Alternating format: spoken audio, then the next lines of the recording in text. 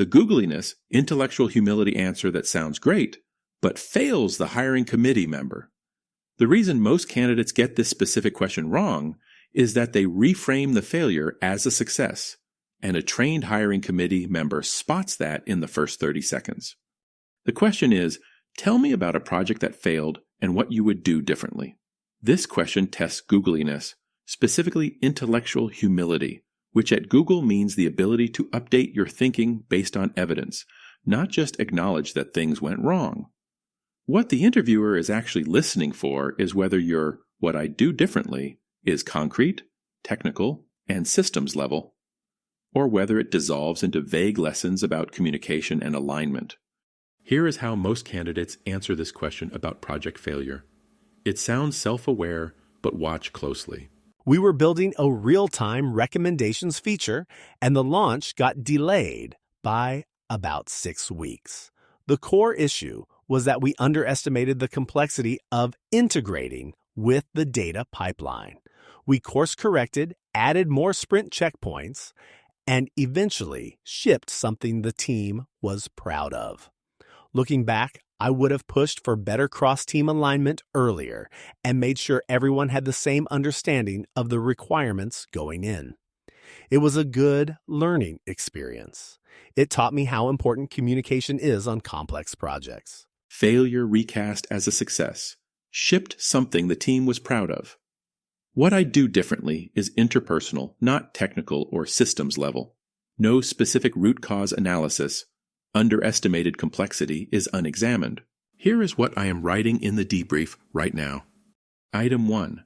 Failure narrative resolves positively. Candidate avoids sitting with the loss. Item 2. Root cause stated as underestimated complexity. No technical decomposition offered. Item 3. What I do differently defaults to communication improvement, not a structural or technical fix. Item 4. No evidence of updated mental model. Candidate describes the event, not the learning. Verdict. Does not demonstrate Googleyness, intellectual humility. Same question, same situation. Now listen for where the intellectual humility actually shows up. We were building a real-time recommendations feature. It failed. We missed the launch window by 6 weeks, and the initial model had a precision rate 30% below our target. The real root cause wasn't alignment. It was that I approved a data pipeline architecture that couldn't handle late arriving events at our ingestion volume. I had seen that pattern fail before and didn't flag it early enough. What I would do differently is specific.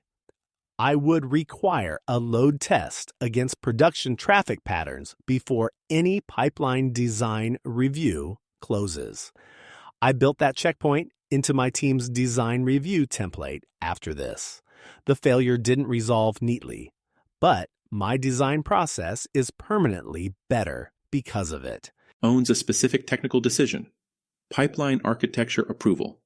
Root cause is technical and decomposed. Late arriving events at ingestion volume. Counterfactual is a concrete mechanism. Load test before design review closes. Shows updated mental model. New template embedded in team process. Notice what changed. The failure stayed a failure, and the fix was a system, not a sentiment. Item 1. Candidate owns a specific technical decision without deflecting to team dynamics. Item 2. Root cause technically decomposed. Late arriving events, ingestion volume named explicitly. Item 3. Counterfactual is a mechanism. Load test gate added to design review process. Item 4. Updated mental model is demonstrated, not claimed. Process change is concrete and durable. Verdict. Strong signal, strong hire. Before your loop, run your failure story through these 3 questions. Question 1. Does my "what I do differently" name a specific technical mechanism or process gate? If it describes a feeling or communication intention, a hiring committee member will score it as unexamined. Question 2. Did I personally own a decision that contributed directly to the failure? If the failure happened to the team but not to you, There is no intellectual humility to evaluate. Question 3. Does my story end with the failure still a failure, or did I secretly rescue it? If the project shipped and the team was proud, you have not answered the question that was asked. If you cannot pass all three, your story is not demonstrating Googleyness.